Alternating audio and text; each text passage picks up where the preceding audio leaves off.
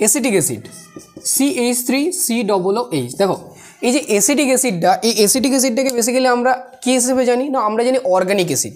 আমাদের দেখো দু ধরনের বেসিক্যালি অ্যাসিডের আমাদের ধারণা রয়েছে, একটা হচ্ছে অর্গানিক অ্যাসিড আর একটা হচ্ছে ইনঅর্গানিক অ্যাসিড। কী কী না, একটা হচ্ছে অর্গানিক অ্যাসিড, যেমন হচ্ছে acetic acid, malic acid, lactic acid, citric acid, যা কিছু আছে সবগুলি হচ্ছে কি অর্গানিক অ্যাসিড। আর বাকি যেগুলো রয়েছে সব হচ্ছে ইনঅর্গানিক অ্যাসিড। কী রয়েছে বাকি? Inorganic acid. তাহলে অর্গানিক যে অ্যাসিডগুলো তার মধ্যে যে অ্যাসিটিক অ্যাসিড হচ্ছে একটা, যেগুলো বেসিক্যালি আমরা বিভিন্ন ধরনের সাইট্রাস ফ্রুটে, ভিনিগারের মধ্যে দেখতে পাই, তাই তো? ভিনিগারের মধ্যে কী রয়েছে? কিছুই না, অ্যাসিটিক অ্যাসিডের একটা জলীয় দ্রবণ, 3 থেকে 4% অ্যাসিটিক অ্যাসিডের জলীয় দ্রবণ হচ্ছে ভিনিগার। বুঝতে পেরেছো? এখন এখানে একটা মজার ব্যাপার হচ্ছে যে আমরা অর্গানিক অ্যাসিডগুলো যেগুলো দেখি, যেমন হচ্ছে অ্যাসিটিক অ্যাসিড বা হচ্ছে গিয়ে ম্যালিক অ্যাসিড, এগুলোকে আমরা বলি মৃদু অ্যাসিড। কি বলি? মৃদু অ্যাসিড। মৃদু অ্যাসিড মানে যার হচ্ছে গিয়ে ইন্টেন্সিটি এত বেশি নেই, যেগুলো আমরা খেলে পরে বা যেগুলো আমরা হাতে ধরলে পরে এমন কিছু হবে না। কিন্তু সেখানে যদি আমরা ইনঅর্গানিক অ্যাসিডের গল্প পড়ি, সেখানে আমরা কি বলি? যদি ইনঅর্গানিক অ্যাসিড, যেমন যদি HCl বলা হয়, কনসেন্ট্রেটেড HCl বা কনসেন্ট্রেটেড HNO3 বা কনসেন্ট্রেটেড H2SO4, যদি এগুলোকে বলা হয়, এগুলোর কিন্তু পিকে ভ্যালু কিন্তু অনেক কম। তার মানে পিকে ভ্যালু অনেক কম মানে এর অ্যাসিডিটি অনেক বেশি। তো এখানে একটা ব্যাপার আসছে যে এই যে অ্যাসিটিক অ্যাসিড, এই অ্যাসিটিক অ্যাসিডকে কেন মৃদু অ্যাসিড বলবো, আর যে HCl, HNO3, H2SO4 এগুলোকে আমরা কেন বলবো? তাহলে এগুলোই হচ্ছে জানার জন্য আমাদেরকে যেটা পড়তে হবে বিভিন্ন ধরনের ইফেক্ট। বিভিন্ন ধরনের ইফেক্টের মধ্যে কী রয়েছে? তোমরা যদি অর্গানিকটা শুরু করছো তাহলে দেখবে যে ইন্ডাকটিভ ইফেক্ট রয়েছে, রেজোনেন্স ইফেক্ট রয়েছে, মেসোমারিক ইফেক্ট রয়েছে, ইলেকট্রোমারিক ইফেক্ট রয়েছে। এই এত ধরনের ইফেক্টগুলো, এই ইফেক্টগুলো কখন কাজে লাগবে? এই ইফেক্টগুলো দিয়ে পরে আমরা কোনো একটা কম্পাউন্ডের প্রপার্টি, কি বলবো, কোনো একটা কম্পাউন্ডের প্রপার্টিগুলোকে আমি নির্ধারিত করতে পারবো, ডিটারমাইন করতে পারবো। যেমন এটার অ্যাসিডিটি বা বেসিসিটি কি বটে, সেটা আমরা কিন্তু অবভিয়াসলি ইন্ডাকটিভ এফেক্ট দিয়ে কিন্তু করতে পারি। তোমরা নামটা শুনেছো অবশ্যই, হয়তো নামটা শুনে থাকবে, inductive effect. Inductive effect inductive এফেক্টকে দু ভাগে ভাগ করে যায়, তোমরা জানো, একটা হচ্ছে প্লাস আই ইফেক্ট আর একটা হচ্ছে minus I effect. Plus I minus I, এই যে ইন্ডাকটিভ এফেক্টটা, তাহলে এই ইন্ডাকটিভ এফেক্টটাকে আমরা কাকে বলবো, কিভাবে একটা কম্পাউন্ডের অ্যাসিডিটি কিংবা বেসিসিটি নির্ধারণ করবে ইন্ডাকটিভ এফেক্টের সাহায্যে। আজকের ক্লাসটা হচ্ছে কি এই ইন্ডাকটিভ এফেক্টের উপরে। দেখো অনেক ইফেক্ট রয়েছে, প্রত্যেকটি ইফেক্ট কিন্তু একটা ভিডিওর মধ্যে কিন্তু দেওয়া সম্ভব নয়, কারণ অনেক বড় ভিডিও হবে, কারণ এগুলো বোঝাতে গেলে সময় লাগবে। তোমাকে ধৈর্য ধরে শুনতে হবে, আমাকেও ধৈর্য ধরে পরে বোঝাতে হবে, তাই না? দেখো তাহলে ইন্ডাকটিভ এফেক্টের উপর আমাদের আজকে পুরো থিওরিটা বা পুরো ক্লাসটা হচ্ছে ইন্ডাকটিভ এফেক্টের উপর, ঠিক আছে? এখন দেখো ইন্ডাকটিভ এফেক্ট বোঝানোর আগে আমি যে মৃদু অ্যাসিড বা আমি বলছিলাম যে স্ট্রং অ্যাসিড, দুটো জিনিস বললাম, একটা হচ্ছে স্ট্রং অ্যাসিড আর একটা হচ্ছে মৃদু অ্যাসিড। এই যে অ্যাসিটিক অ্যাসিড, এই অ্যাসিটিক অ্যাসিড এটা অ্যাসিড আদেও নাকি এটা বেস নাকি কি নিউট্রাল কি বটে, এটা আমাদেরকে জানতে হবে। তো দেখো অ্যাসিডিটি বা অ্যাসিড কাকে বলে আর বেস কাকে বলে অনেক ছোটোবেলা থেকে আমরা পড়ে আসছি। কি বলো? অনেক ছোটোবেলা থেকে পড়ে আসছি। যেমন ধরো আমরা ছোটোবেলায় পড়েছিলাম যে জলীয় দ্রবণের মধ্যে যারা H+ দিতে পারে তাদেরকে আমরা বলি অ্যাসিড। যেমন হচ্ছে HCl, H2SO4, এদের মধ্যে কী রয়েছে দেখো তো, এদের মধ্যে H রয়েছে, HNO3, এদের প্রত্যেকের মধ্যে দেখো H রয়েছে, তাই না? তো এই যে এইচটা যখন দিতে পারে তখনই আমরা বলবো তাদেরকে অ্যাসিড। আর বেসের ক্ষেত্রে কি বলেছিলাম? আরহেনিয়াস, মনে পড়ছে?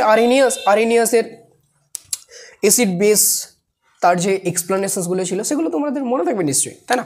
এখন দেখো ব্যাপারটা কীরকম, এখন দেখো যখন ধরে বলে NaOH, sodium hydroxide, magnesium hydroxide, calcium hydroxide, এগুলো প্রত্যেকটা কী বলে? এগুলো প্রত্যেকটা হচ্ছে বেস। তার কারণ হচ্ছে এরা OH- দেয়।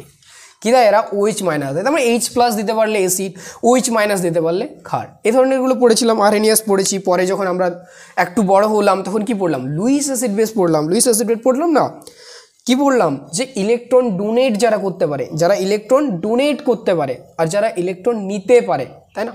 যেমন ধরো অ্যামোনিয়া NH3, এটা অ্যাসিড না বেস? কীভাবে প্রকাশ করবে অ্যামোনিয়াটা অ্যাসিড না বেস? তাহলে এই যে অ্যামোনিয়া অ্যাসিড না বেস, তার জন্য কি আমাদের দেখতে হবে? যে availability of the lone pair electron. আমি যদি অ্যামোনিয়াকে ধরো আঁকি, অ্যামোনিয়াকে যদি আমি ড্র করি, তোমরা জানবে হয়তো, যদি অ্যামোনিয়াকে আমি ড্র করি NH3, এটা জানো তোমরা অ্যামোনিয়া, নাইট্রোজেনের মাথায় লোন পেয়ার রয়েছে। তাই এই যে নাইট্রোজেনের মাথায় যে লোন পেয়ারটা রয়েছে, এই লোন পেয়ারটা যত সহজে দিতে পারবে সেটাই হচ্ছে কি এর বেসিসিটি। যত সহজে দিতে পারবে সেটাই বেস। দেওয়া হলে বেস, নেওয়া হলে অ্যাসিড। বোঝা গেছে? লোন পেয়ার দেওয়া।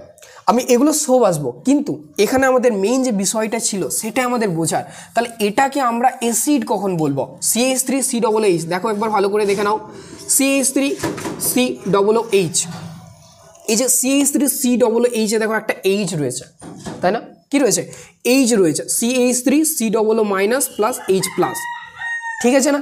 তাহলে যত তাড়াতাড়ি অ্যাসিটিক অ্যাসিড কী করতে পারবে না, এই হাইড্রোজেনটা দিতে পারবে, তত ভালো এই অ্যাসিড। অ্যাসিটিক অ্যাসিড যদি তাড়াতাড়ি, যদি খুব সহজভাবে যদি H দিয়ে দেয়, তাহলে পরে অ্যাসিটিক অ্যাসিড একটা তীব্র অ্যাসিড হবে। তাহলে আমাদের দেখার বিষয় কোনটা? আমাদের দেখার বিষয় হচ্ছে যে অ্যাসিটিক অ্যাসিড এই হাইড্রোজেনটা সহজে দিতে পারছে, নাকি এমন কিছু জিনিস রয়েছে যেটা হাইড্রোজেনটাকে অ্যাসিটিক অ্যাসিড থেকে ডিসোসিয়েট হতে দিচ্ছে না, এটাকে আয়োনাইজড হতে দিচ্ছে না। আমাদেরকে সেই কারণটা কিন্তু খুঁজে বের করতে হবে। আশা করি তোমরা বুঝতে পারছো। এই প্রসপেক্টিভে বা এটার অ্যান্সারটা জানার জন্য আমাদেরকে পড়তে হবে ইন্ডাকটিভ এফেক্ট। তাহলে ইন্ডাকটিভ এফেক্টের সাহায্যে আমরা অ্যাসিডিটি, বেসিসিটি, পোলারাইজেশন, এই ধরনের ব্যাপারগুলো কিন্তু আমরা খুব সহজেই কিন্তু করতে পারি। বোঝা গেল? দেখো তাহলে বলি ইন্ডাকটিভ এফেক্ট জিনিসটা কি। ইন্ডাকটিভ এফেক্ট যে জিনিসটা, এই ইন্ডাকটিভ এফেক্ট জিনিসটাকে তোমরা ছোটোবেলায় ইলেকট্রোনেগেটিভিটির কাছাকাছি হিসেবে পড়েছো। মানে ইন্ডাকটিভ এফেক্টটা কার সাথে যুক্ত না, ইলেকট্রোনেগেটিভিটি, ইএনের সাথে যুক্ত। ইলেকট্রোনেগেটিভিটি, ইন্ডাকটিভ এফেক্টটা কার সাথে যুক্ত? প্রায় রিলেটিভ, তুমি রিলেট করতে পারবে কার সাথে না, ইলেকট্রোনেগেটিভিটির সাথে। এখন ব্যাপারটা আমাকে বলো তাহলে যে ইলেকট্রোনেগেটিভিটি জিনিসটা কি। দেখো তোমরা পিরিয়ডিক টেবিল পড়েছো, পিরিয়ডিক টেবিলের মধ্যে তোমরা পড়েছো যে এরা হচ্ছে ইলেকট্রোনেগেটিভ এলিমেন্টস, এরা হচ্ছে ইলেকট্রোপজিটিভ এলিমেন্টস। বেসিক্যালি আমরা যে ধরনের মেটালগুলো পড়ে থাকি, মেটালগুলো যেমন হচ্ছে সোডিয়াম হতে পারে, ম্যাগনেসিয়াম হতে পারে, ক্যালসিয়াম হতে পারে, এগুলো কি বলে? এগুলো হচ্ছে ইলেকট্রোপজিটিভ এলিমেন্ট, এরা সবসময় ইলেকট্রন দেয়, তাই তো? আর হচ্ছে কি ইলেকট্রোনেগেটিভ এলিমেন্ট যেগুলো নিতে চায়, কারা? যেমন হচ্ছে ফ্লুরিন বলো, ক্লোরিন বলো, হ্যালোজেন বলো, লাস্টের দিকে যে গ্যাসগুলো রয়েছে, হ্যালোজেন বলো বা তোমার অক্সিজেন বলো, নাইট্রোজেন বলো, এরা কিন্তু কি করে না, ইলেকট্রনগুলো টানে, এরা কিন্তু নিজের দিকে টানে। তো এগুলোকে কি বলা হচ্ছে? ইলেকট্রোনেগেটিভ এলিমেন্ট, ঠিক কি না বলো? তাহলে এখন ব্যাপারটা হচ্ছে, দেখো একবার ভালো করে বুঝে নাও। দেখো আমি আজকে জাস্ট থিওরি বলছি, আমি থিওরিটা এরকমভাবে বোঝাই না, কিন্তু থিওরিটা আজকে জাস্ট একটা প্রেজেন্ট করছি তোমাদের কাছে। ভালো করে বোঝার চেষ্টা করো, আশা করি বুঝতে পারবে। এবং এই পুরো টপিকটা কার উপর হচ্ছে? ইন্ডাকটিভ এফেক্টের উপর। এটা কিন্তু মাথায় রাখবে, আমাদের এই পুরো টপিকটা হবে ইন্ডাকটিভ এফেক্টের উপরে, ঠিক আছে? এখন দেখো যেটা বলছিলাম, তাহলে ইলেকট্রোনেগেটিভ এলিমেন্ট যেমন হচ্ছে, ধরো কোনো একটা HCl, আমি একটা কি এঁকেছি, কম্পাউন্ড এঁকেছি HCl, ধরো। তো HCl এর মধ্যে দেখো আমার এখানে একটা কি রয়েছে, এখানে একটা পেয়ার্ড ইলেকট্রন রয়েছে, বন্ডিং ইলেকট্রন রয়েছে। এবং তুমি জানো যে যখনই একটা বন্ড তৈরি হবে, সেখানে দুটো ইলেকট্রন মিনিমাম থাকবে, কারণ একটা এখানের মধ্যে একটা ইলেকট্রন হাইড্রোজেনের দেওয়া, হাইড্রোজেন অ্যাটমের দেওয়া, আবার একটা হচ্ছে ক্লোরিন অ্যাটমের দেওয়া। তাহলে যখন হাইড্রোজেন অ্যাটম আর ক্লোরিন অ্যাটম এই দুটোকে তুমি এখানে একটা করে ইলেকট্রন শেয়ার করেছে, তাহলে একটা বন্ড তৈরি হয়েছে। তাহলে যখন ক্লোরিন একটা ইলেকট্রোনেগেটিভ এলিমেন্ট হবে, তখন কি হবে না, ক্লোরিন এখানের এই ইলেকট্রনটাকে নিজের দিকে হালকা করে শিফটিং করে, পুরোপুরিভাবে না। যদি পুরোপুরিভাবে এই ইলেকট্রনটাকে নিয়ে নিত, তাহলে পুরো Cl মাইনাস হয়ে যেত। কি হয়ে যেত? Cl মাইনাস, আর এদিকে H প্লাস হয়ে যেত। কিন্তু অ্যাকচুয়ালি পুরোপুরিভাবে ইলেকট্রনগুলো নিতে পারে না, যেহেতু তারা শেয়ার পেয়ার করে পরে একটা বন্ধন তৈরি করেছিল। শুধু তার যেহেতু একটা অ্যাট্রাকশনস প্রবাবিলিটি রয়েছে, একটা অ্যাট্রাকশনস ক্যাপাবিলিটি রয়েছে, সেই জন্য কি করে না, এই বন্ধনের ইলেকট্রন জোড়কে স্লাইডলি নিজের দিকে টানে। কি বললাম? স্লাইডলি, মানে খুব কম পরিমাণে, আংশিক পরিমাণে নিজের দিকে টানে, যার জন্য এর মাথায় হয় ডেল্টা নেগেটিভ চার্জ, ওয়ারেজ H এর মাথায় হয় ডেল্টা পজিটিভ চার্জ। বোঝা গেল? কি বললাম? যেহেতু স্লাইডলি এই ইলেকট্রন জোড়টাকে নিজের দিকে টানে, তাই এটার জন্য হচ্ছে ডেল্টা নেগেটিভ, আর এটার জন্য হচ্ছে ডেল্টা পজিটিভ। বোঝা যাচ্ছে? দেখো এই যে ডেল্টা নেগেটিভ, এই ডেল্টা নেগেটিভে আমরা ডেল্টা কেন বসাই? ডেল্টা অর্থে খুব ছোট, আমরা করেছি না ডেরিভেটিভ, ডেল্টা, এই ধরনের জিনিসগুলো। এই যে ডেল্টা, এই কথাগুলো মানে হচ্ছে খুব আংশিক বা খুব কম, তাই জন্য আমরা এখানে ডেল্টা নেগেটিভ বসিয়েছি। তার মানে ইলেকট্রন ডেন্সিটিটা স্লাইডলি আমার ক্লোরিনের দিকে গেছে, ক্লোরিনের যে অঞ্চলটা, ক্লোরিনের যে কক্ষকগুলো সেই দিকে স্লাইডলি সরেছে, তাই না? এদিকে হাইড্রোজেন থেকে হালকা ইলেকট্রন ডেন্সিটি কমেছে, আর ক্লোরিনের দিকে হালকা বেড়েছে। ক্লোরিনের দিকে গেছে মানে কি, ক্লোরিনের ইলেকট্রন ডেন্সিটি বেড়েছে। নেগেটিভ কাকে বলা হয়? নেগেটিভ আমরা কেন বলি? যখনই আমরা Cl মাইনাস লিখছি, কেন লিখছি? তার কারণ এখানে ডেন্সিটি বেশি আছে ইলেকট্রনের, তাই না? ঠিক এই কারণে আমরা লিখি। তো ব্যাপারটা এটাই যে যেহেতু ইলেকট্রোনেগেটিভ এলিমেন্ট থাকার ফলে যেমন ক্লোরিন বলো, ফ্লুরিন বলো, ব্রোমিন বলো, আয়োডিন বলো, প্রত্যেকটা যেহেতু তাদের কাছে ইলেকট্রন থাকার ফলে তারা কি হয় না ডেল্টা নেগেটিভ হয়। ঠিক সেই কারণে আমাদের দেখো যখন ইন্ডাকটিভ এফেক্ট, এই ইন্ডাকটিভ এফেক্টটা এর সাথে যুক্ত, যখন কোনো একটা অর্গ্যানিক মলিকিউলসের মধ্যে যেমন ধরো CH3CH2Cl, এইটা দেখো, এটার নাম কি বলো তো, বলতে পারবে কেউ এটার নাম? ভালো করে বলো, খুব ইজি। এগুলোর নাম দেখো আইইউপিএসি নমেনক্লেচার অলরেডি করানো হয়েছে, আইইউপিএসি নমেনক্লেচার আমি অলরেডি করিয়েছি তোমাদেরকে, তাই না? অলরেডি করেছি আইইউপিএসি নমেনক্লেচার। তো তার মধ্যে দেখো এটা বলতে পারবে সিম্পলি, এটাকে যদি তুমি কোনো কিছু নামও না করো, তুমি এটা বলবে যে এটা কি বলে, এটা অ্যালকিল হ্যালাইড। এটা কি বলে একটা, এটা কিসের উদাহরণ? এটা হচ্ছে অ্যালকিল হ্যালাইডের উদাহরণ, এটা হচ্ছে অ্যালকিল হ্যালাইডের উদাহরণ, অ্যালকিল হ্যালাইড, তাই না? এটা হচ্ছে অ্যালকিল পার্ট, এটা হচ্ছে হ্যালাইড পার্ট। যেখানে একটা হ্যালোজেন গ্রুপ যুক্ত আছে সেটা হচ্ছে হ্যালাইড পার্ট, যেখানে একটা অ্যালকেন গ্রুপ যুক্ত আছে সেটা হচ্ছে অ্যালকিল পার্ট। অ্যালকেন গ্রুপ না, তো এটা হচ্ছে অ্যালকিল গ্রুপ। অ্যালকিল কাকে বলে নিশ্চয়ই জানো তোমরা। অ্যালকিল হচ্ছে কি, অ্যালকেন থেকে যখন একটা হাইড্রোজেন পরমাণু বেরিয়ে যায় তখন হচ্ছে কি তাকে বলা হয় অ্যালকিল গ্রুপ বা অ্যালকাইল গ্রুপ। পড়েছো? দেখো CH3 এটা হচ্ছে ইথেন। এখান থেকে যদি তোমার একটা হাইড্রোজেন বেরিয়ে যায়, সামহাও কোনোভাবে বেরিয়ে যেতে পারে, যুক্ত কি হয় তাহলে কি তৈরি হবে? তাহলে তৈরি হচ্ছে CH3 বন্ড CH2 বন্ড, একটা হাত ফাঁকা থাকবে, তখনই এটাকে আমি বলবো ইথেন থেকে ইথাইল, অ্যালকেন থেকে অ্যালকাইল। বুঝা গেল এই ধরনের জিনিসগুলো? যাই হোক, তাহলে এটার নাম হচ্ছে অ্যালকিল হ্যালাইড। এটা একটা অ্যালকিল হ্যালাইড গ্রুপের বা শ্রেণীর হচ্ছে যৌগ, এবং এটার নাম কি হবে? তাহলে তুমি এটাকে বলতে পারো ইথাইল ক্লোরাইড বলতে পারো বা ক্লোরো ইথেন বলতে পারো, যে কোনো কিছু বলতে পারো।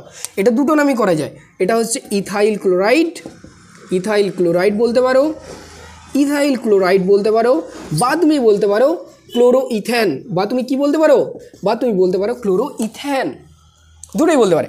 এখন দেখো, এখন ব্যাপারটা দেখো, তাহলে দেখো এখন আমি যে বললাম এখানে দেখো ক্লোরিন আছে, এখানে দেখো CH2 আছে, CH3 আছে, তার মানে কার্বন এবং ক্লোরিনের মাঝে একটা বন্ড রয়েছে, ঠিক না? M I right? কার্বন এবং ক্লোরিনের মাঝে একটা বন্ড রয়েছে। তাহলে এই কার্বন আর ক্লোরিনের মাঝে যে বন্ডটা, এই বন্ডের যে ইলেকট্রনগুলো, সেই ইলেকট্রনগুলো কে টানবে নিজের দিকে? ক্লোরিন টানবে। অবশ্যই ঠিক বলেছ। তাহলে ক্লোরিন যদি টানে এর মাথায় ডেল্টা নেগেটিভ চার্জ আসবে, ঠিক কি না? কারণ chlorine electronegative atom, more electronegative atom than that of carbon. তাহলে অবভিয়াসলি বন্ডের ইলেকট্রনটাকে টানবে কে? ক্লোরিন টানবে নিজের দিকে। অ্যান্ড দেন কার্বনের মাথায় কী পড়বে? Delta positive charge. এখান থেকে স্লাইডলি সরে গেছে, তো বন্ধনের ইলেকট্রনটা তো সরে গেছে ক্লোরিন দিকে, তো অবভিয়াসলি ক্লোরিনের মাথায় ডেল্টা নেগেটিভ। আর কি না, আমার কার্বনের মাথায় ডেল্টা পজিটিভ চার্জ অবশ্যই হবেই।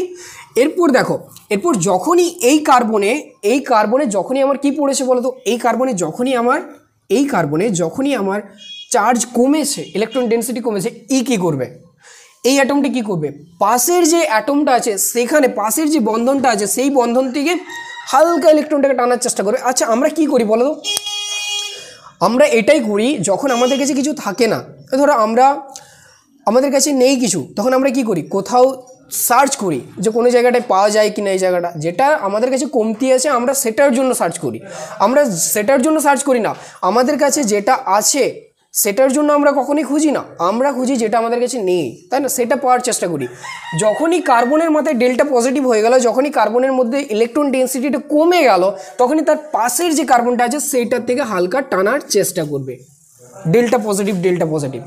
তার মানে দেখ, একটা মলিকিউলস ছিল, একটা নিউট্রাল মলিকিউলস ছিল বা একটা অর্গানিক মলিকিউলস ছিল, সেই অর্গানিক মলিকিউলসটার মধ্যে ধীরে ধীরে একটা আয়নের ব্যাপার চলে আসছে। দেখ, একটা পোলারিটির ব্যাপার চলে আসছে, একটা আয়নাইজেশনের ব্যাপার চলে আসছে। তারা হালকাভাবে শিফটেড করলো, দুটো অপোজিট আয়নের তৈরি করছে। সৃষ্টিটা কার জন্য হলো, বা এই যে জিনিসটা এটা তৈরি কার জন্য হলো?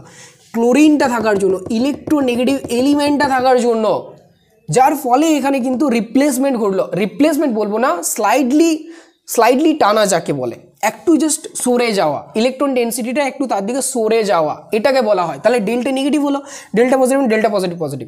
এইভাবে যদি পাশে ধর, আমি যদি বললাম এটা যদি ইথাইল ক্লোরাইড না করে যদি আমি প্রোপাইল ক্লোরাইড বলতাম, ধর এটা CH2 করে এখানে যদি আমি CH3 দিতাম, ঠিক আছে?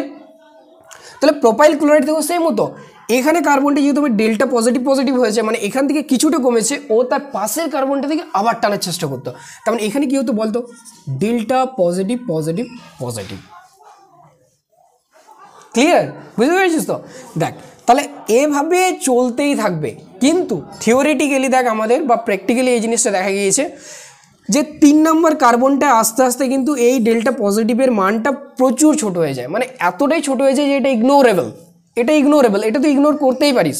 ডেল্টা পজিটিভ চার্জটা পর্যন্ত আসবেই না, দুটো পর্যন্ত থাকে, ইভেন দুটোও থাকে না, প্রথম যেটা থাকে ডেল্টা পজিটিভ আর ডেল্টা নেগেটিভ CH2 আর Cl, মানে ডাইরেক্ট হচ্ছে ইলেকট্রোনেগেটিভ এলিমেন্টটা, আর হচ্ছে গিয়ে কী বলতো আরেকটা হচ্ছে গিয়ে কার্বন অ্যাটমটা, সেখানের মধ্যে যতটুকু থাকলো সেই চার্জে, বাকি যত দূরে যাবি, যেমন এটা আলফা কার্বন বললে beta carbon, gamma carbon, delta carbon, gamma এগুলো রয়েছে, এগুলোর মধ্যে আর যাওয়া যায় না, ঠিক আছে?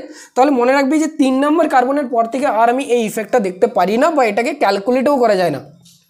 আর একটা তোদেরকে বলে দিই আমি, যেটা হচ্ছে ইন্ডাকটিভ এফেক্টটা, এই ইন্ডাকটিভ এফেক্টে কিন্তু কোনো নির্দিষ্ট মান নেই, এটা কোনো অ্যাবসলিউট মান নেই যে এটার ইন্ডাকটিভ এফেক্ট হচ্ছে 5 point something, 4 point something, 3 point something, এটা কিন্তু নয়।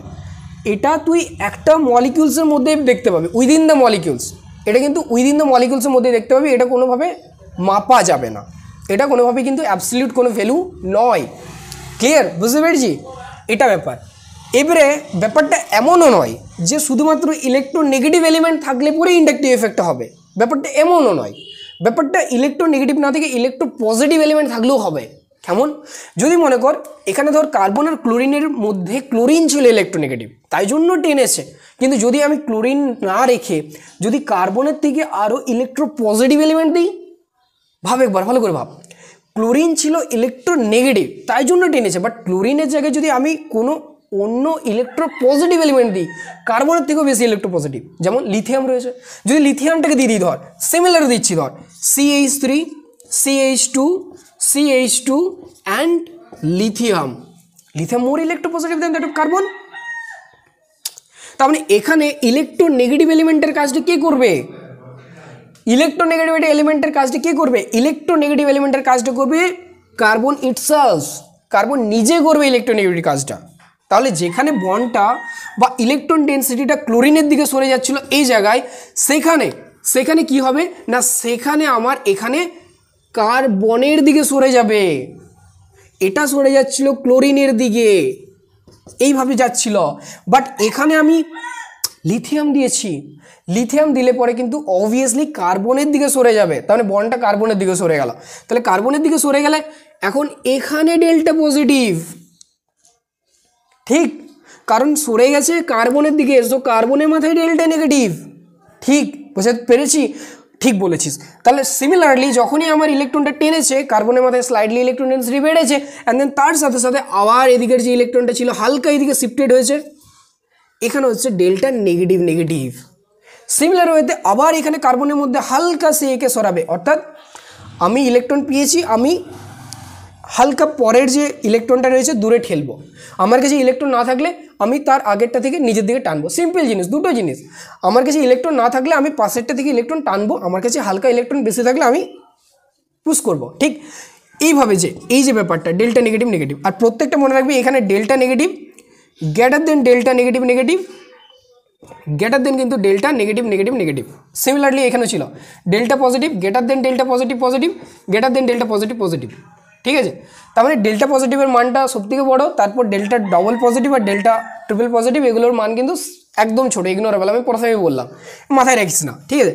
এরপর দেখ ব্যাপারটা কী হচ্ছে, তাহলে দেখ এই যে ব্যাপারটা বললাম, তাহলে যে ইলেকট্রো পজিটিভ এলিমেন্ট বা ইলেকট্রো নেগেটিভ এলিমেন্ট, বা পরে জানবি যে ইলেকট্রো উইথড্রয়িং গ্রুপ আর ইলেকট্রো ডোনেটিং গ্রুপ, দুটো গ্রুপ আছে অ্যাকচুয়ালি, কি বললাম,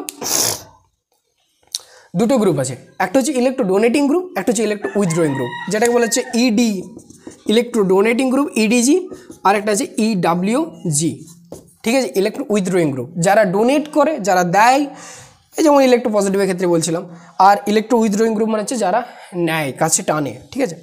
তো এই যে ব্যাপারটা বললাম যে এই যে ঘটনাগুলো থাকার জন্য, এলিমেন্টসগুলো থাকার জন্য বা গ্রুপগুলো থাকার জন্য কি হচ্ছে, গোটা মলিকিউলসটার মধ্যে কি হচ্ছে না, একটা আয়নের ভাব চলে আসছে, একটা স্লাইড আয়নাইজের ভাব চলে আসছে, মানে পোলারাইজেশনের ভাব চলে আসছে।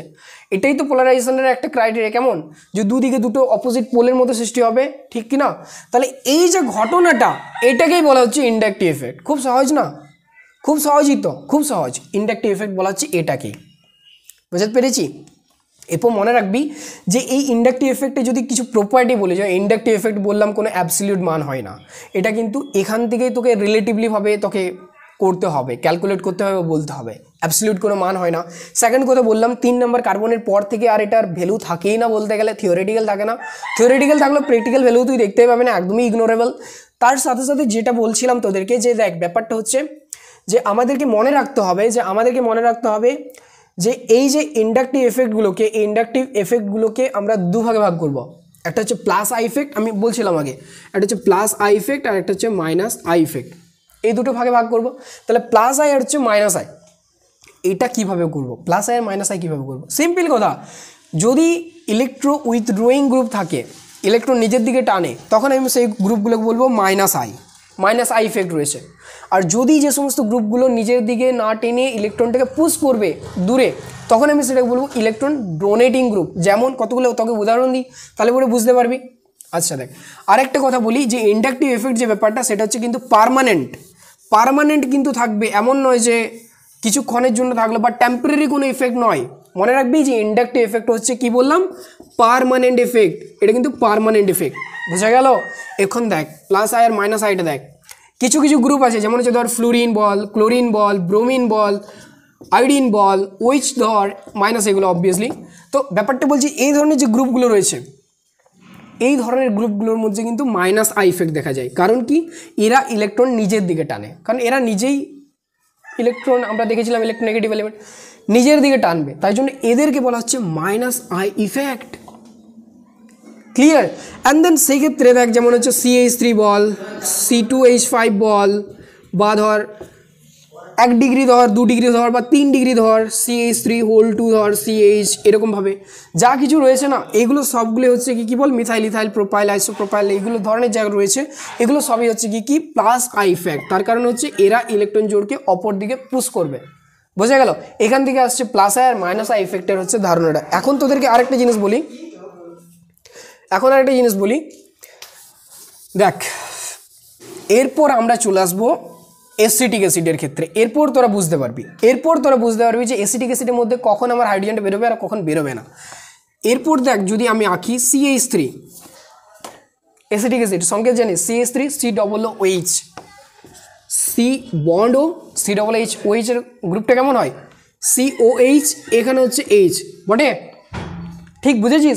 এখন দেখ ব্যাপারটা দেখ, এখানের মধ্যে তাহলে যদি হাইড্রোজেনটা নিয়ে আমার কাজ, তাহলে কি বলছি দেখ ভালো করে, এখানে নিয়ে আমার হাইড্রোজেনটা নিয়ে কাজ। এই হাইড্রোজেনটাকে নিয়ে যদি আমি যত সহজে বের করতে দিতে পারবো সেটা তত বেশি অ্যাসিড, কারণ আমরা জানি যে অ্যাসিড মানে হাইড্রোজেন বেরোবে। তাহলে এই যে বন্ডে দেখ OH এর মাঝে একটা বন্ড আছে, তার মানে দুটো ইলেকট্রন রয়েছে, দুটো ইলেকট্রন থাকা সেই ইলেকট্রনটা ভেঙে পড়ে বা নিজের দিকে টেনে নিয়ে পড়ে হাইড্রোজেনটাকে H+ হিসেবে বের করে দেওয়াই হচ্ছে আমার কাজ, বা যে কোনো অ্যাসিডের কাজই হচ্ছে H+টাকে বাইরে বের করে দেওয়া, রাইট? ঠিক আছে, বুঝতে পেরেছিস? এরপর দেখ তাহলে আমার এই যে বন্ডের ইলেকট্রনটা, এটা আমি কিভাবে সহজে বেরোবে কি না বেরোবে না, এটাই আমাদের কাছে মেন কথা। চলি দেখি। তাহলে দেখ একটা কথা আমাকে এখানে বল যে এই যে দেখছিস যে CH3COOH, এই যে CH3COOH এর যে ব্যাপারটা, সেইখানে দেখ CH3 একটা যুক্ত আছে, CH3 কিবোর্ডে আমি কি বলেছিলাম, এটা হচ্ছে electro donating group, electron donate করে, অর্থাৎ ইলেকট্রন নিজের দিকে টানে না, ইলেকট্রন এদিকে শিফট করে, মানে পরের অ্যাটমটা দিয়ে দেয়, এটা হচ্ছে ইলেকট্রো ডোনেটিং গ্রুপ। হচ্ছে কি ব্যাপারটা দেখ, এখানের মধ্যে আমি এটাকে আবার লিখছি, ধর হচ্ছে দেখ এটা আবার লিখছি আমি COOH, এটা H আছে ধর, ঠিক আছে, হলো? বুঝেছিস? দেখ এখানের ইলেকট্রনটাকে, তাহলে এখানের যে ইলেকট্রন জোড়টাকে ছিল, এখানের মধ্যে তুই দেখতে পাচ্ছিস যে অক্সিজেন আর হাইড্রোজেনের মধ্যে কে রয়েছে, ডেল্টা নেগেটিভ চার্জ রয়েছে এদিকে, আর এদিকে ডেল্টা পজিটিভ চার্জ,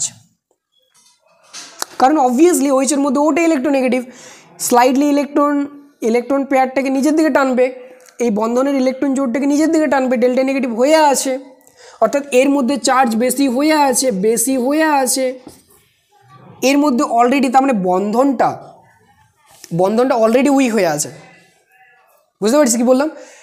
ও আর H এর মাঝে যে বন্ধনটা সেটা অলরেডি উইক হয়ে আছে, উইক হয়ে আছে। হাইড্রোজেনটা জাস্ট বেরোবো করছে, হাইড্রোজেনটা জাস্ট বেরোবো করছে, কোনো একটা ইম্প্যাক্ট এই হাইড্রোজেনটাকে এখান থেকে রিপ্লেস করে দিতে পারে, মুভ করে দিতে পারে, বা এখান থেকে বাইরে বের করে দিতে পারে। কিন্তু এখানে ঘটনাটা কি হচ্ছে, দাঁড়া,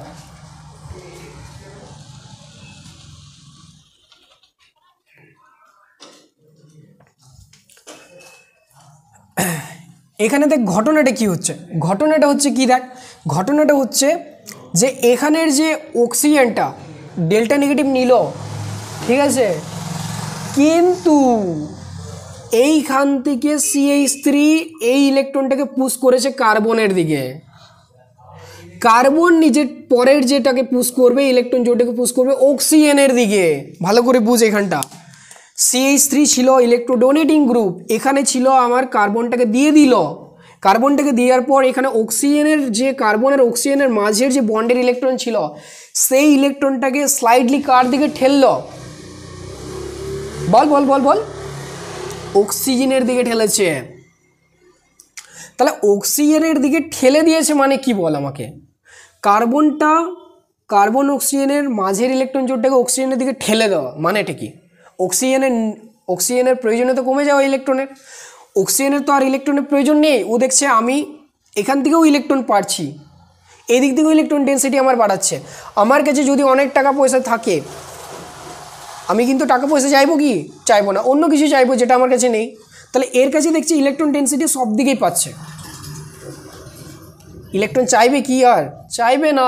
তার মানে এইখানের বন্ডের যে ইলেকট্রনটা ছিল অক্সিজেন আর হাইড্রোজেন, সেইখান থেকে ইলেকট্রন টানার এর প্রবণতার টেন্ডেন্সি কমে যাবে।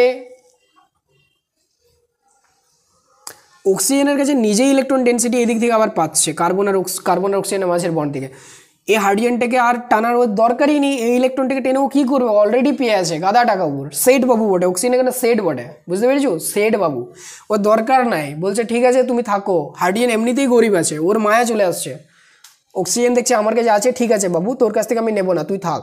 তার মানে এই বন্ডটা যেটা উইক হয়েছিল ভাঙার জন্য, সেটা আর তত উইক থাকছে না, ইলেকট্রন ডেন্সিটিটা আবার শিফট হয়ে যাচ্ছে তাদের মাঝামাঝি জায়গায়। তার মানে এই হাইড্রোজেনটা আর বেরোবে না, তো হাইড্রোজেনটা তখনই বেরোতো যখন অক্সিজেন আরও টেনে নিত, যতটা টেনে ছিল ডেল্টা নেগেটিভটা যদি আরও বেশি হতো, আরও যদি টেনে নিত নিচের দিকে, তখন গিয়ে পরে হাইড্রোজেনটা বেরোতো। কিন্তু এখন তো আর বেরোতে পারছে না, কারণ অলরেডি ওর কাছে ইলেকট্রন ডেন্সিটি বেশি হয়ে গেছে, তাহলে টানবে কীভাবে, ও তো দরকারই নেই। ঠিক এই কারণে কি হচ্ছে না, এই হাইড্রোজেনটা আমার বেরোতে পারছে না, এই জন্যই কিন্তু আমার এই হাইড্রোজেনটা কী হচ্ছে পারছে না, বেরোতে পারছে না। যতক্ষণ না হাইড্রোজেন বেরোবে ততক্ষণ না আমরা অ্যাসিড বলবো না, ওর অ্যাসিডিটি বাড়বে না। ঠিক এই কারণে অ্যাজ এ হোল গোটা CH3COOH যে মলিকিউলসটা, অর্গানিক মলিকিউলসটা, এটা কিন্তু আমার কী হচ্ছে না বলতো, এটাকে আমি কিন্তু বলতে পারছি না, এটাই কিন্তু আমি কি বলতে পারছি না, বা এত সহজে এটা অ্যাসিডে কিন্তু কনভার্ট হতে পারছে না। ঠিক এই কারণের জন্য এটাকে বলা হচ্ছে মৃদু অ্যাসিড, এই কারণের জন্য এটাকে বলা হচ্ছে মৃদু অ্যাসিড। ঠিক একই রকমভাবে এরপর দেখ, ঠিক একই রকমভাবে যেহেতু এটা হচ্ছিল না, তাই এটা হচ্ছে মৃদু অ্যাসিড। তাহলে আমাদের কাছে কি কোনো কিছু অপশানস রয়েছে, কোনো অপশানস কি রয়েছে যেখানে আমি এটাকে অ্যাসিডের কনসেন্ট্রেশন বলবো না, কিন্তু অ্যাসিডের অ্যাসিডিটিটাকে বাড়াতে পারবো, বা তার স্ট্রংনেসটাকে বাড়াতে পারবো, উইক অ্যাসিড থেকে হালকা স্ট্রং অ্যাসিড করতে পারবো, কোনো কি রয়েছে? চল দেখি।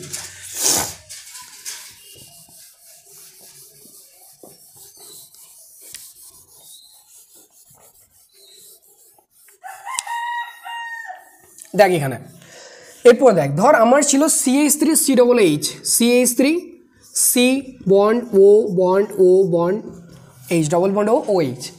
এখন যদি আমি এই CH3-র এখানে একটা হাইড্রোজেনকে আমি বের করলাম, একটা হাইড্রোজেন কী করেছি, একটা হাইড্রোজেনকে বের করেছি, তাহলে কটা আছে, দুটো হাইড্রোজেন আছে, আর সেখানে আমি বসিয়েছি কি না, ক্লোরিন বসিয়ে দিয়েছি। দেখ এটার নাম হচ্ছে ক্লোরো অ্যাসিটিক অ্যাসিড, এটার নাম কি, ক্লোরো অ্যাসিটিক অ্যাসিড, ClCH2COOH। এটার নাম কি বললাম, লিখে রাখতে পারিস, এটার নাম হচ্ছে chloro acetic acid, chloro acetic acid, chloro acetic, কি বললাম, ক্লোরো অ্যাসিটিক অ্যাসিড। এরপর দেখ কী হবে, এরপর আরেকবার ভালো করে দেখ, আমাদের এটা একটা কেস বটে, কেস আমাদেরকে সলভ করতে হবে। এরপর দেখ কী হচ্ছে, ক্লোরিন আর CH2-র মধ্যে ক্লোরিন আর CH2 মধ্যে ক্লোরিন হচ্ছে কি ইলেকট্রোনেগেটিভ এলিমেন্ট। ক্লোরিন কি বলে ইলেকট্রোনেগেটিভ এলিমেন্ট, তার মানে হচ্ছে কি ক্লোরিন নিজের দিকে টানবে ইলেকট্রনটা। ভালো করে দেখ, এটা বুঝ, এটা বোঝার আছে। Cl আর CH2 এর মধ্যে Clটা হচ্ছে ইলেকট্রোনেগেটিভ এলিমেন্ট, তার মানে ক্লোরিনটা নিজের দিকে টানবে। ক্লোরিনটা যদি নিজের দিকে টানে ইলেকট্রনটাকে, তার মানে এর মাথায় ডেল্টা নেগেটিভ, এর মাথায় ডেল্টা পজিটিভ। ঠিক বুঝতে পেরেছি। এরপর দেখ এই দিক থেকে আমার আসছে এই ক্লোরিনের, এখান থেকে দেখ CH2 আর C এর মাঝের যে বন্ড ছিল, বন্ডের ইলেকট্রনটাকে এ টানবে, তার মানে এর মাথায় আবার ডেল্টা পজিটিভ পজিটিভ। ও কি করছে, ও এই ইলেকট্রনটাকে আবার টেনে নিচ্ছে। কি করছে, ও এই ইলেকট্রনটাকে আবার টেনে নিচ্ছে। তাহলে এরপর দেখ, তার মানে অক্সিজেন, কার্বন আর অক্সিজেন, আগে যেখানে কার্বন অক্সিজেনকে দিচ্ছিল, এখানে কিন্তু আবার অক্সিজেন নিয়ে নিচ্ছে ভাই। বুঝতে পেরেছি কি বলছি? তাহলে পরে এখন যেটা ছিল এর ডেল্টা নেগেটিভ, এর ডেল্টা পজিটিভ ছিল, অর্থাৎ এর মাঝের যে ইলেকট্রনটা ছিল, এটাকে কিন্তু অক্সিজেনের কাছ থেকে আরও ইলেকট্রনটাকে কার্বন এদিক থেকে টেনেছে, এদিক থেকে টেনেছে। তার মানে অক্সিজেনের মাথায় ইলেকট্রন ডেন্সিটি আবার কমেছে। তার মানে এখন অক্সিজেনের ইলেকট্রন দরকার পড়েছে, ও নেবে কার কাছ থেকে, ও নেবে এই হাইড্রোজেনের কাছ থেকে, অক্সিজেন আর হাইড্রোজেনের মাঝখান থেকে নেবে। বুঝতে পেরেছি? এখন যে বন্ডটা এখানে ছিল, ওই বন্ডটা এখন আরও বেশি উইক হয়ে গেছে। ওই বন্ডটা কী হয়েছে, আরও বেশি উইক হয়ে গেছে। ঠিক বুঝতে পেরেছি? তাহলে পরে এখন কী হবে, এখন এই হাইড্রোজেনটাকে সহজেই H+ হিসেবে, H+ মানে পুরোপুরিভাবে, H+ মানে কি বললাম, পুরোপুরিভাবে বাইরে বের করে দাও, ওর H+ হিসেবে বাইরে বের করতে সুবিধা হবে। বোঝা গেল? তার মানে ক্লোরো অ্যাসিডিক অ্যাসিডকে যদি বলা হয় যে অ্যাসিডিক অ্যাসিড আর ক্লোরো অ্যাসিডিক অ্যাসিডের মধ্যে কোনটা বেশি অ্যাসিডিক, না sir chloro acidic acid. Chloro acidic acid হচ্ছে much more stronger than acidic acid. বটে কিনা বল, বুঝতে পারছিস কি না? দেখ আমি একটানে বলছি, তার কারণ এটা হচ্ছে লেকচার ক্লাসের মতো, তাই জন্য কিন্তু বুঝতে আশা করি পারছিস, তোরা আশা করি বুঝতে পারছিস। ঠিক আছে, না বুঝতে পারলে বলতে পারিস, কমেন্টে আছে, কমেন্ট বলবি, আমি বুঝিয়ে দেবো জিনিসগুলো। বা আরেকটা জিনিস তোদেরকে বলা হয়নি, দেখ আমার নতুন ব্যাচগুলো শুরু হচ্ছে, ক্লাস 10-এর নতুন ব্যাচ শুরু হচ্ছে, কারণ ক্লাস 9-এ পরীক্ষা হয়ে গেছে। ক্লাস 9-এর থেকে 10-এ যারা নতুন উঠলি, তাহলে পরে তারা কন্ট্যাক্ট করতে পারিস, আমি আমার লিফলেটটা দিয়ে দেবো এখানে যেটা রয়েছে, সেখান থেকে আমার সাথে কন্ট্যাক্ট করতে পারিস। নতুন ব্যাচ শুরু হচ্ছে বাঁকুড়ার মধ্যে, বাঁকুড়ার মধ্যে তোরা যারা থাকিস তারা অবভিয়াসলি করতে পারিস এটা, আর কন্ট্যাক্ট কর, তারপর আমি সব কিছু টাইম বা কিছু বলে দেবো। ঠিক আছে, করতে পারিস। আচ্ছা, আর 11-এর যে ক্লাসগুলো, 11-এর ক্লাসগুলো তো তোরা জানিস যে এখন সেমিস্টার সিস্টেম শুরু হয়েছে। 11-12 তো আমি পড়াচ্ছি অলরেডি। 11-এর এখন তো মিড সেম বলতে গেলে, মানে এই তো সবে শেষ হলো একটা সেমিস্টার, আর একটা সেমিস্টার এখন সবে শুরু হয়েছে। ওদের তো মার্চের দিকে প্রায় পরীক্ষা হবে, তাহলে 11-12-এর তো হবে না, 12-এর তো এই সবে টেস্ট গেল, তাহলে 11-12 তো এখন হচ্ছে না। নতুন ব্যাচগুলো শুরু হচ্ছে ক্লাস 10, নতুন 9-10 এগুলো শুরু হচ্ছে। আমি 10টা বলছি, যদি তোরা কেউ চাস পড়তে, বাঁকুড়ার মধ্যে যদি তোরা কেউ আছিস, বা যারা আমাকে জানিস, বা এখানের মধ্যে যারা আসছিস ওখান থেকে, গ্রাম থেকে বা কোনো দিক থেকে, তাহলে তারা কন্ট্যাক্ট করতে পারিস। এখানে আমার ব্যাচ হয় বা প্রাইভেট টিউশনসও হয়, আমি বাড়িতে হোম টিউশনও করে থাকি, কন্ট্যাক্ট করতে পারিস। ঠিক আছে, চল আমাদের পয়েন্টে চলে আসি। তাহলে এটা বলছিলাম ক্লোরো অ্যাসিডিক অ্যাসিডের ক্ষেত্রে। ঠিক আছে, এখন যেটা বলছিলাম দেখ, তাহলে এই ক্লোরো অ্যাসিডিক অ্যাসিডটা হচ্ছে মাচ মোর হায়ার বা much more acidic than acetic acid itself.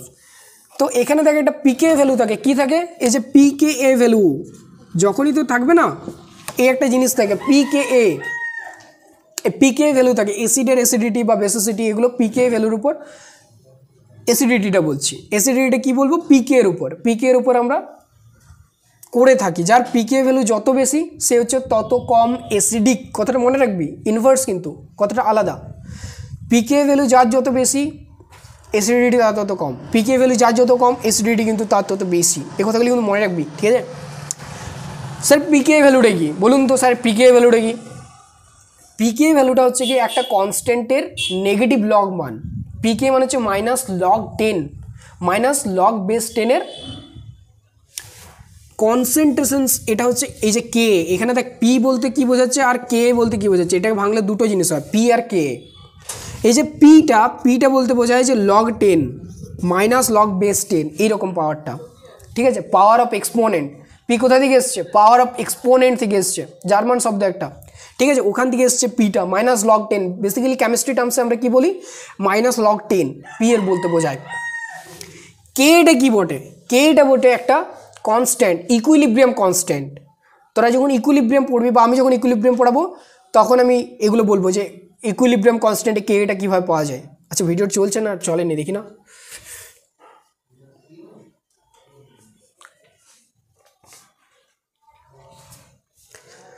বুঝতে পেরেছো কি বললাম? তাহলে হ্যাঁ চলছে। তাহলে এরপর দেখ পিকে ভ্যালুর ক্ষেত্রে দেখ এটা বললাম যে এটা হচ্ছে একটা কি বললাম বল, একটা হচ্ছে ইকুইলিব্রিয়াম কনস্ট্যান্ট। এই কনস্ট্যান্টটাকে মাপতে হবে, কনসেন্ট্রেশনস দিয়ে মাপতে হবে। এইচে আমার ভেঙে পড়ে কি হয় বল, এইচে যদি ভাঙিয়ে মনে কর তাহলে এইচ প্লাস প্লাস হচ্ছে এ মাইনাস, তাহলে এইচ এর কনসেন্ট্রেশনস, এইচ প্লাসের কনসেন্ট্রেশনস, এর কনসেন্ট্রেশন, এই কনসেন্ট্রেশনসগুলো সবগুলো মাপলে পরে দিয়ে পরে তুই ইকুইলিব্রিয়াম কনস্ট্যান্টটাকে করতে পারিস। ইকুইলিব্রিয়াম কনস্ট্যান্ট হচ্ছে এরকমভাবে আমার মাপতে হয়। দিয়ে যে ইকুইলিব্রিয়াম কনস্ট্যান্টের মানটা পাবি, ধর আমি বললাম যে কোনো একটা অ্যাসিডের কে ভ্যালুটা হচ্ছে 1.8 × 10⁻⁵। কী বললাম? কোনো একটা অ্যাসিডের কে ভ্যালুটা যদি থাকে 1.10⁻⁵, তাহলে পরে তার পিকে ভ্যালুটা কত হবে? তার পিকে ভ্যালুটা হবে -log10⁻1.8 কনসেন্ট্রেশন অফ 10⁻⁵। এরপর এই যে ক্যালকুলেশনসটা, এই ক্যালকুলেশনসটা করলে পরে পিকের ভ্যালুটা পাবি। এভাবে পিকে ভ্যালু বার করে যখন ইকুইলিব্রিয়ামটা পড়াবো তখন করাবো। ওইখানে পিএইচ আছে, পিওএইচ আছে, প্রত্যেকটা জিনিস সেম। পিএইচ আছে, পিওএইচ আছে, তারপর কী আছে বল, পিওএইচ আছে, পিকে আছে, পিকেডাব্লিউ আছে, এগুলো আছে, এগুলো পরে পড়াবো, ঠিক আছে? তাহলে এইভাবে কিন্তু আমার নির্ণয় করা হয়। যাক এই জিনিসটা আমি বললাম। এরপর দেখ আমরা এঁকেছি ক্লোরোঅ্যাসিটিক অ্যাসিড। ক্লোরোঅ্যাসিটিক অ্যাসিডের সাহায্যে আমরা কি কোনোভাবে করতে পারি, ক্লোরোঅ্যাসিটিক অ্যাসিডটাকে কি আরও বেশি স্ট্রং করতে পারি? আরও বেশি ক্লোরোঅ্যাসিটিক অ্যাসিডটাকে স্ট্রং করতে পারি? করতে পারি। কেন পারি না স্যার? এখানে দেখুন ক্লোরিন আপনি এঁকেছিলেন CH2COOH। এখানে আমি যদি দুটো হাইড্রোজেন, রিপ্লেসেবল হাইড্রোজেন আছে, এটাকে আমি যদি রিপ্লেস করি দুটো ক্লোরিন দ্বারা আরও, তার মানে এখানে একটা ক্লোরিন, এখানে একটা ক্লোরিন, আর এখানে একটা ক্লোরিন। দেখ না, বুঝতে পারছিস কি না? দেখ এরপর দেখ কেসটা আরও কত বেশি স্ট্রং, ডেঞ্জারাস হয়ে যাচ্ছে। এই ক্লোরিন আবার এদিকে, সরি এদিকে না, এই ক্লোরিন আবার নিজের দিকে টানবে, এই ক্লোরিন নিজের দিকে টানলো কার্বন থেকে, এখান থেকে এ আবার নিজের দিকে টানলো, এখান থেকে এ আবার নিজের দিকে টানলো। তার মানে এর মাথায় যে ডেল্টা পজিটিভ চার্জ হবে সেটা কত বেশি স্ট্রং চার্জ, কত বেশি স্ট্রং চার্জ। তার মানে এ আবার এই বন্ধনটাকে কত স্ট্রংলি নিজের দিকে টানবে, বাইন্ড করবে, অ্যাট্রাক্ট করবে। তার মানে এই দিক থেকে আবার অ্যাট্রাক্ট করবে, অ্যান্ড দেন এইখানের যে ওইচটাকে আছে এখানে এই টানার পর, এখানে এই টানার পর কী হবে বলতো, পুরোপুরিভাবে এইখানের এই যে ইলেকট্রনটাকে অক্সিজেন নিয়ে নেবে, অ্যান্ড দেন হাইড্রোজেনটাকে বের করতে সহজ হবে। তার মানে H+ সহজেই বেরিয়ে যাবে, সিম্পল হয়ে গেল। তার মানে trichloroacetic acid is much more acidic than that of chloroacetic acid.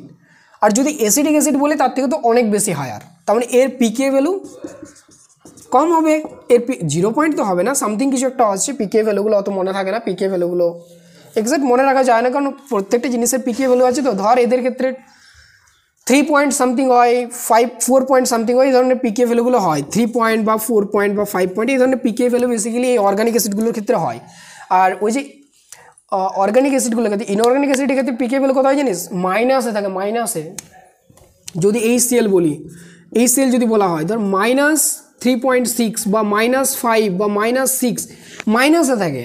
তার মানে কত বেশি ধর ওরা অ্যাসিডিক, পিকে ভ্যালু যার যত কম সে তত বেশি অ্যাসিডিক। তো এই ধরনের জিনিসগুলো হয়, বোঝা গেল? তাহলে এখানে দেখ ক্লোরোঅ্যাসিটিক অ্যাসিড দিলে পরে আমার কিন্তু এটা অনেকটাই অ্যাসিডিক করা যাচ্ছে সিম্পল অ্যাসিডিক অ্যাসিডের থেকে।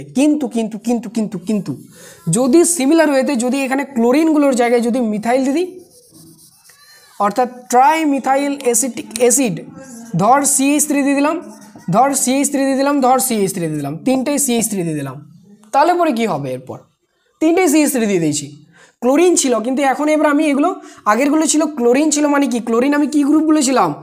Electro withdrawing group, EWG, but এখানে আছে EDG, electro donating group, EDG, তিনটা ইলেকট্রো ডোনেটিং গ্রুপ আছে। তার মানে আগের বারে যেখানে এই যে বন্ডগুলো, আগের বারে এখানে যে বন্ডগুলো ভালো করে দেখ, এখানে ভালো করে দেখ, কার্বন CH3 অ্যান্ড CH3, বোঝা গেছে? কার্বন CH3 তাহলে দেখ আগের বারে যেখানে টান ছিল নিজেদের দিকে, এখন পুশ করবে কার্বনের মাথায় ডেল্টা নেগেটিভ করার চেষ্টা করবে। নিজেদের মাথায় ডেল্টা পজিটিভ করার চেষ্টা করবে। অ্যান্ড দেন তাহলে এখানে যেগুলো টান ছিল এদিকে, এ আবার এদিকে টানবে, এখানে যেটা এদিকে টানছিল এখন এদিকে টানবে, এ দেবে আর কি, টানবে না দেবে, এদিকে টানবে। তার মানে অক্সিজেনের মাথায় ডেন্সিটিটাকে আরও কমিয়ে দিচ্ছে, এর মাথায় যে ডেল্টা নেগেটিভ অর্থাৎ ইলেকট্রনের এর যে অ্যাভেলেবিলিটিটা এটা বাড়িয়ে দিচ্ছে এরা। তার মানে অক্সিজেন হাইড্রোজেনের কাছ থেকে কম টানবে, কারণ নিয়ে অলরেডি এদিক থেকে পাচ্ছে, ভাব এদিক থেকে পাচ্ছে, এদিক থেকে কম টানবে, তার মানে হাইড্রোজেনটাকে বের করতে দেবে না H+ হিসেবে, বা বেশি ডিফিকাল্টিস হবে H+ বের হতে। ক্লিয়ার? তার মানে এটা দেখ, ট্রাইমিথাইল অ্যাসিটিক অ্যাসিড হচ্ছে মাচ মোর কি weaker acid, much more weaker acid than acetic acid বা ক্লোরো অ্যাসিটিক অ্যাসিড বা ট্রাইক্লোরো অ্যাসিটিক অ্যাসিড, যাই বল, এটা অনেক বেশি উইকার। দেখতে পাচ্ছিস? তাহলে এগুলো ইন্ডাকটিভ এফেক্টের ফলে হচ্ছে, এগুলো তো প্লাস আই ইফেক্ট রয়েছে, এগুলো প্লাস আই ইফেক্ট, এগুলো প্লাস আই ইফেক্ট রয়েছে, প্লাস আই ইফেক্ট রয়েছে না? তাহলে এই প্লাস আই বা মাইনাস আই ইফেক্ট বা ইন্ডাকটিভ এফেক্টগুলো একটা অর্গানিক মলিকিউলসের অ্যাসিডিটি, বেসিসিটি, পোলারাইজেবিলিটি, ঠিক আছে, ডাইপোল মুভমেন্ট, এই ধরনের জিনিসগুলো কিন্তু কি করে কন্ট্রোল করে। তাই জন্য আমাদের এই ইফেক্টগুলো জানা খুব বেশি ইম্পর্টেন্ট, খুব দরকার। কারণ তোদের যখন মেকানিজম করবি, যখন অর্গানিকের যখন মেকানিজম করবি না, তখন এই অর্গানিকের মেকানিজম করতে গেলে কিন্তু তোদের এগুলো লাগবে। তাই জন্য বলছি এগুলো কিন্তু দরকার, এগুলো কিন্তু ভালো করে যত তাড়াতাড়ি পড়তে পারবি বা বুঝতে পারবি তত তাড়াতাড়ি কিন্তু তোদের ভালো হবে কিন্তু, এটা বুঝে গেল? আচ্ছা,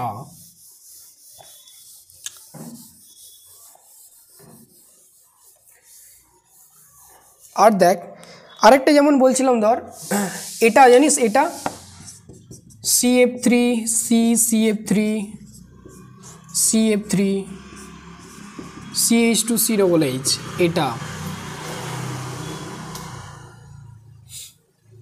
এটা দেখ একবার ভাব, এটা একবার ভাব, এটাও কিন্তু অর্গানিক অ্যাসিড, কিন্তু অর্গানিক অ্যাসিড হলো এর পিকে ভ্যালুটা কত জানিস?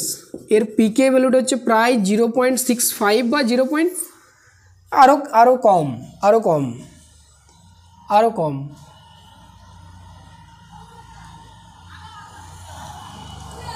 বুঝতে পারছিস? এগুলো আরও কম। তাহলে এই ধরনের যে জিনিসগুলো, এগুলো থাকলে পরে, এই ধরনের গ্রুপগুলো থাকলে পরে এই ধরনের হ্যাম্পার করে আর কি। যেমন ধর যদি আমি বলি যে ফ্লুরো অ্যাসিটিক অ্যাসিড, সেম জিনিস, যে fluoro acetic acid FCFF, fluoro acetic acid, দেখ ভাব, ফ্লুরো হচ্ছে most electronegative element in the periodic table. Periodic টেবিলের মধ্যে ফ্লুরিন হচ্ছে সবথেকে বেশি ইলেকট্রোনেগেটিভ এলিমেন্ট। তার মধ্যে থেকে যদি তিনটে ফ্লুরিন যদি এক্সিস্ট করে, তার মানে অবভিয়াসলি এই অ্যাসিডের H+টা বাইরে বের করে দিতে পারবে। তার মানে এটা ট্রাইফ্লুরো অ্যাসিটিক অ্যাসিড। কি বললাম? ট্রাইফ্লুরো অ্যাসিটিক অ্যাসিড। কিন্তু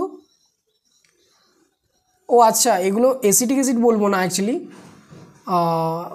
এইখানে CH2 আছে, এটা তো আর অ্যাসিটিক অ্যাসিড হলো না, এটা আলাদা নাম হবে যদি তুই এটা না দিস আর কি, এরকম যে ব্যাপারটা বলছি আর কি, এই ব্যাপারটা ট্রাইফ্লুরো অ্যাসিটিক অ্যাসিড CF3, এইটা বলছিলাম। আগেরগুলো একটু বোধহয় তাহলে CH2-র ব্যাপারটা দেখে নিবি। CH2টা আমি দেখিনি আর কি, আমি অ্যাসিটিক অ্যাসিড দিয়ে ধরছিলাম, তো তাই জন্য বাকিগুলো CH2 যদি মাঝে দিয়েছিলাম, তাহলে ওগুলোকে ওইরকমভাবে বলিস না, আলাদাভাবে বলবি, ঠিক আছে? আলাদা নাম বলবি, প্রোপানোইক অ্যাসিড, ইথানোইক অ্যাসিড, যেমনভাবে ছিল সেরকমভাবে বলবি। আমি এটা ভেবে পড়ে বলেছি, ঠিক আছে, দেখে না। আচ্ছা, এখন তাহলে পরে দেখ, এগুলোর কিন্তু পিকে ভ্যালু অনেক কম, তার মানে এরা কিন্তু অ্যাসিডিক হওয়ার দিকে যাচ্ছে, কিন্তু অবভিয়াসলি ইনঅর্গানিক অ্যাসিডের মতো নয়। ইনঅর্গানিক অ্যাসিড অনেক বেশি, এর কম পিকে ভ্যালু, যেমন -6.5, -7.5 মানে হচ্ছে গিয়ে অনেক কম ভ্যালু, তাই না? তাই জন্য এই ব্যাপারটা, তো এগুলো মনে রাখবি, এগুলো হয়। আচ্ছা দেখ, এমিনটার ক্ষেত্রে দেখ, যেমন H+ নেই, H+ না থাকার ফলে কি করব? যেমন ধর এমিন NH3, ঠিক আছে, অ্যামোনিয়া, এখানে দেখ এটা হচ্ছে অ্যাসিড না বেস? অ্যামোনিয়াকে কি জানিস আমরা? বেস জানি না অ্যাসিড জানি? বল। Lewis base. অ্যামোনিয়া এইগুলো লুইস বেস হিসেবে কাজ করে, লুইস বেস হিসেবে কাজ করে। তাহলে কেন করছে? প্রথমেই বলি যে লুইস বেসের ধারণাটা কি? লুইস বেসের ধারণা হচ্ছে যারা ইলেকট্রন দিতে পারে, এই অ্যাভেলেবিলিটি, এখানের যে পেয়ারটা রয়েছে, পেয়ার অফ ইলেকট্রনের যতটা রয়েছে আমার, সেটা হচ্ছে কি এর যত ভালো সহজে দিতে পারবে অন্যকে, তত ভালো বেস। তাহলে এই যে NH3 দেখছিস, এই NH3 মধ্যে যদি আঁকি আমি, মনে কর হাইড্রোজেন, হাইড্রোজেন আর এটা হচ্ছে হাইড্রোজেন। ঠিক আছে, তিনটে হাইড্রোজেন আছে। বেসিক্যালি হাইড্রোজেনটাকে আমরা এখানে একটা নর্মাল হিসেবে ধরে থাকি। হাইড্রোজেনের ক্ষেত্রে হাইড্রোজেনকে পজিটিভ তো বটে, কিন্তু সেক্ষেত্রে আমরা কী হতে বলবো, হাইড্রোজেনটাকে গুরুত্ব দেওয়া হয় না। হাইড্রোজেনের রিপ্লেসমেন্টে হাইড্রোজেনকে কী হিসেবে ধরা হয়, স্ট্যান্ডার্ড হিসেবে ধরা হয়। হাইড্রোজেনকে কী হিসেবে ধরা হয়, স্ট্যান্ডার্ড হিসেবে ধরা হয়, স্ট্যান্ডার্ড হিসেবে ধরা হয়। এরপর যখন হবে সেইগুলো আমরা ধরবো। ঠিক আছে, চল দেখ। তাহলে ধর আমার নাইট্রোজেনের মাথায় ছিল হাইড্রোজেন, এটা হাইড্রোজেন, এটা হাইড্রোজেন, ইলেকট্রনটা ছিল। এখন যদি আমি হাইড্রোজেনটাকে রিপ্লেস করে যদি এখানে আমি ধর, আমি আর ডাইরেক্ট দেখাচ্ছি না, মানে আমি আর ক্রমে দেখাচ্ছি না, প্রত্যেকটা একদম ডাইরেক্ট দেখিয়ে দিলাম। CH3 3টা দিলাম, CH3 3টা দিলাম, CH3 দিয়ে আমার পুশ করা, যেহেতু এরা কী বলে ইলেকট্রো ডোনেটিং গ্রুপ বটে, পুশ করবে না। তার মানে নাইট্রোজেনের সাথে ইলেকট্রন ডেন্সিটি অনেক বেড়ে গেল। অনেক যদি বেড়ে যায় তার মানে এর যে লোন পেয়ারটা অন্যকে দিতে অ্যাভেলেবিলিটি বেড়ে গেল। ইলেকট্রন ডেন্সিটি বাড়া মানে নাইট্রোজেনের মাথায় অ্যাভেলেবিলিটি বেড়ে যাওয়া মানেই হচ্ছে কী করবে, অন্যকে দিতে পারবে। অন্যকে দিতে পারা মানে কি হয়েছে, H+ গ্রহণ করা রে। আমরা আরেকটা পড়িস নি, ব্রনস্টেড লাউরি পড়িস নি, ব্রনস্টেড লাউরি। H+ যারা নেয়, H+ যারা দেয় তারা অ্যাসিড, H+ যারা নেয় তারা ক্ষার। এই লোন পেয়ারটা H+ এর সাথে নিয়ে পরে H+ নিতে পারে, কারণ H+ এর মধ্যে কোনো নাই, ভ্যাকেন্ট অরবিটাল রয়েছে, 1s0 রয়েছে, 1s0 ভ্যাকেন্ট অরবিটাল রয়েছে। কি করবে বল, নাইট্রোজেনের লোন পেয়ারটা একে দিয়ে দিলেই শেষ। তাহলে পরে নিতে পারবে, তার মানে এটা কী হিসেবে কাজ করবে, লুইস বেস হিসেবে কাজ করবে। বোঝা গেল? তাহলে এইভাবে আমরা বলতে পারি যে এটার অ্যাসিডিটি, বেসিসিটি এগুলো কিন্তু প্রচুরভাবে কন্ট্রোল করা যায়। এই জিনিসগুলো মাথায় রাখবি। এই যে এই ব্যাপারগুলো, এইগুলো কিন্তু ইন্ডাকটিভ এফেক্টের ফলে কিন্তু আমরা জানতে পারি। তো এইভাবে দেখ প্রচুর জিনিস রয়েছে, ইলেকট্রোম্যাগনেটিক এফেক্ট রয়েছে, রেজোন্যান্স এফেক্ট রয়েছে, বাটারফ্লাই এফেক্ট রয়েছে। তোরা কেউ জানিস বাটারফ্লাই এফেক্টটা কি? বাটারফ্লাই এফেক্টটা কিন্তু খুব মজাদার। তোদের নেই বোধহয়, ক্লাস 11-12 নেই বাটারফ্লাই এফেক্টটা, গ্র্যাজুয়েশনে যখন পড়বি অর্গানিক তখন পাবি। তো বাটারফ্লাই এফেক্টটা অনেক মজাদার, আমি পরের ক্লাসে পড়বো বাটারফ্লাই এফেক্টটা কি। একটু বলে রাখছি যে দেখ, একটু চেঞ্জের জন্যে অ্যানরমাস চেঞ্জ হবে, মানে একটু ক্যাটালিস্টের বা একটু এনার্জি চেঞ্জের জন্য কিন্তু পুরো রেজাল্টটাতে অ্যানরমাস চেঞ্জ হবে, অনেক বড় একটা চেঞ্জ হওয়া। ওই ধরনের জিনিসটা হচ্ছে বাটারফ্লাই এফেক্ট, আমি বলবো পরের ক্লাসে বলবো। তাহলে ধর আজকের ইন্ডাকটিভ এফেক্টটা আমি এখানেই ধর শেষ করছি, কারণ ইন্ডাকটিভ এফেক্টের মধ্যে আর কিছু নেই, আরও যেগুলো রয়েছে সেগুলো প্র্যাকটিস করলে তোরা নিজেরাই বুঝতে পেরে যাবি। কনসেপ্ট হচ্ছে এগুলোই মুখস্থ করতে হবে, কিছু plus I effect, minus I effect যাদের মধ্যে রয়েছে এগুলো মুখস্থ করবি, তারপরে তুই দেখতে পারবি যে এগুলো সিম্পল করতে পারছিস। বুঝা গেল? তাহলে এখন এই জিনিসগুলো একটু মাথায় রাখবি, তারপর দেখবি যে সবগুলো হয়ে যাবে। যদি তোদের, আমি আবারও বলছি, যদি তোদের ক্লাস 10-এর ক্লাস যদি করতে চাস, যদি ব্যাচ যদি করতে চাস, বা যদি সিঙ্গেল বা প্রাইভেট যদি এখানে টিউশনস পড়তে চাস, হোম টিউশনস হোক, তাহলে পরে আমার সাথে কন্ট্যাক্ট করতে পারিস, এখানে মেসেজ করতে পারিস, বা আমাকে ইনবক্স করতে পারিস, বা কমেন্ট করতে পারিস। বাঁকুড়ের মধ্যে আমার টিউশনস হয়, বা বিভিন্ন জায়গাতে গিয়েও আমি করিয়ে থাকি। বিভিন্ন জায়গায় না, এখন বাঁকুড়ের মধ্যে আমি করছি, বিভিন্ন জায়গায় যাওয়াটা এখন বোধহয় পসিবল হবে না। তবুও কেউ যদি ইন্টারেস্টেড থাকো তাহলে পরে আমাকে বলতে পারো, বাকি করা হবে। ঠিক আছে, তাহলে আজকে এই পর্যন্ত থাকলো। পরের ক্লাসে আবার দেখা হচ্ছে একটা নতুন কোনো টপিক নিয়ে পরে, এবং আমরা প্র্যাকটিসটার উপর বেশি নজর দেবো। আমার বেশি টার্গেট হচ্ছে প্র্যাকটিসের উপর, কারণ থিওরি বুঝলি সব কিছু মনে থাকলো, বাট যতক্ষণে প্র্যাকটিস করবি, প্র্যাকটিস হচ্ছে গিয়ে সাকসেসের একটা one of the best formula. তোকে প্র্যাকটিস করতে হবে, প্রচুর প্র্যাকটিস করতে হবে। প্র্যাকটিস তোকে বলে না যে প্র্যাকটিস মেক্স পারফেকশন, ঠিক সেই রকম। বুঝা গেল? ঠিক আছে, তাহলে আজকে এই পর্যন্ত থাকলো। পরের দিন নতুন ক্লাস আবার আমরা শুরু করব। ঠিক আছে, চলো।